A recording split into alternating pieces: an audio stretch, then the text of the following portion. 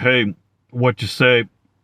It's your boy, a friend Tinoco, coming your way, and I have to change my model a little bit. You haven't heard from me for a while, but I have to go basically give you Memphis Minute. Only talk for about a minute or two or three or so.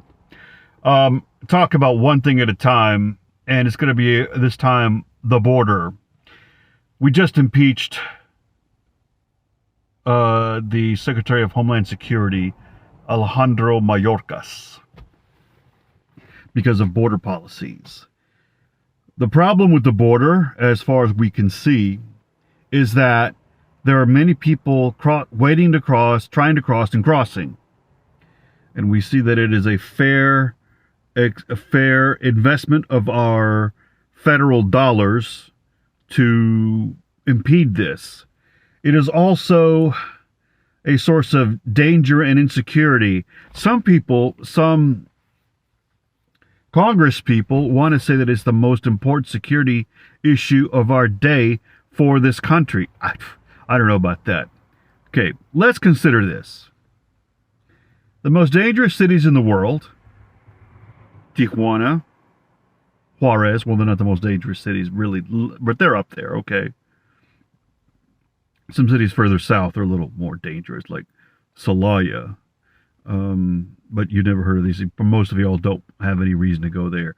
They are across the border in the United States from the safest cities of the United States. What does it tell you? The border works. Okay, it's not broken. It works. It keeps us safe. The way we administer it keeps us safe. That's just the proof of the pudding.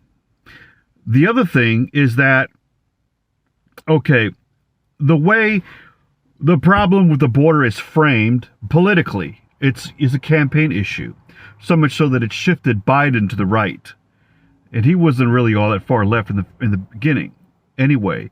But the issue with the border, okay, is framed as we have to fix the border. It's making us unsafe. Well, let's say that's true. And let's say Donald Trump was right, that they're bringing drugs, they're bringing crime.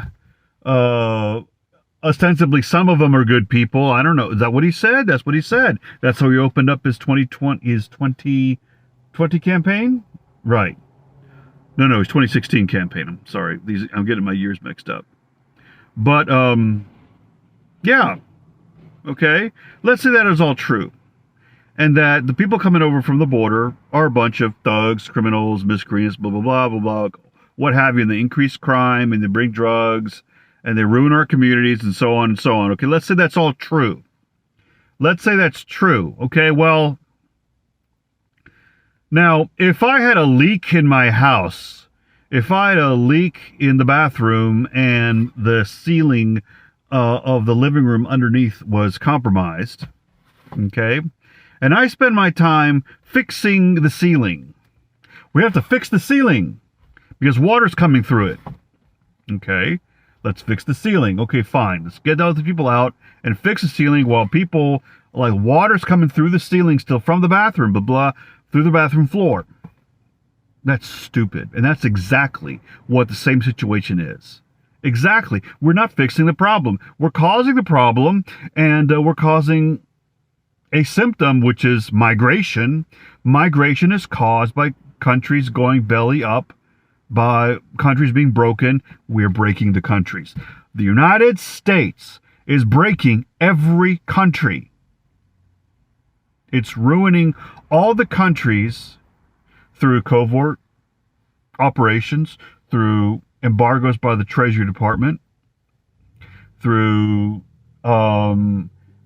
sponsorship of thuggery in those countries, through the upending of elections. And all of these things are done by our government agencies for the benefit of people who benefit from open access to lithium. Let's say when Bolivia nationalized this lithium, we successfully conducted a coup over Evo Morales. And we installed a friendly person who was not fit for office. Basically, some crazy lady. And basically, in the whole campaign inside Bolivia was all these indigenous peoples were Satanists. They're not Christian. They're Satan worshippers, blah, blah, blah. And we need to get them out of the way so we can make this a better country. Yeah, so the United States mining companies get a hold of that lithium.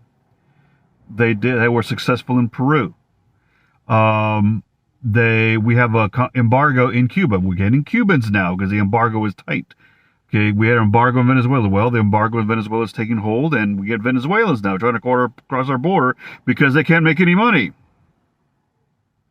When we partnered up with corrupt officials in Mexico, well, guess to get NAFTA through and for them to implement it, well, guess what? They renationalized. I mean, they didn't renationalize.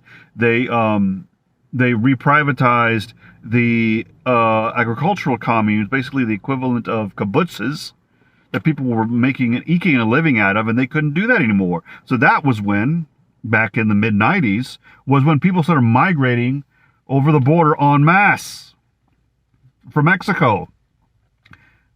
They don't do that anymore. Okay? So, and all the numerous operations in Central America. Central America is a big source country right now that we have. I mean, look, when you go to Kroger, you can get organic bananas for 69 cents a pound. These have to be received. They have to be shipped through the United States. They have to be boxed. They have to be picked. What's left for the pickers if they're 69 cents a pound? What is left?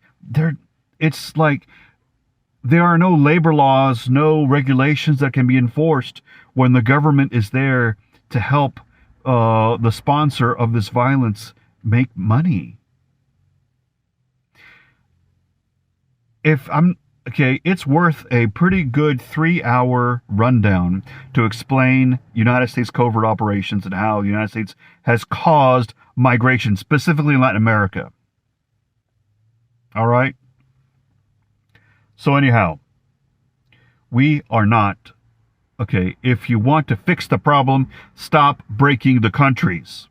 You and I are not benefiting from the fact that the United States has got the stranglehold on lithium in many countries in South America. You and I are not benefiting from the closing of the oil exports from Venezuela. In fact, we're paying more at the pump by design. By design. This is done to benefit oil refiners and producers in Texas and other places around the United States. Most notably the Koch brothers, who own refineries in Texas. They want to start to be able to invest, but no, Venezuela's nationalized it to make sure it benefits their people instead of benefits U.S. private citizens, like it happens in the United States.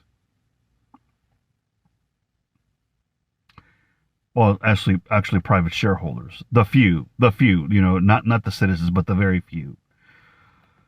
So anyway, there you have it. This is what's causing migration. If you look at Haiti, you look at Venezuela, you look at Ecuador, you look at Honduras, you'll look at El Salvador, not so much anymore, Guatemala, okay? It's not necessarily, not really Mexico to a lesser extent than before, okay?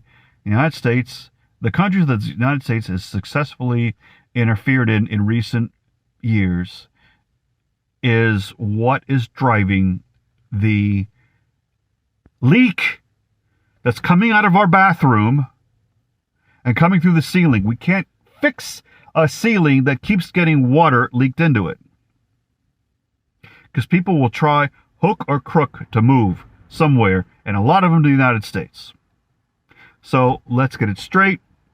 We don't know because they don't want us to know.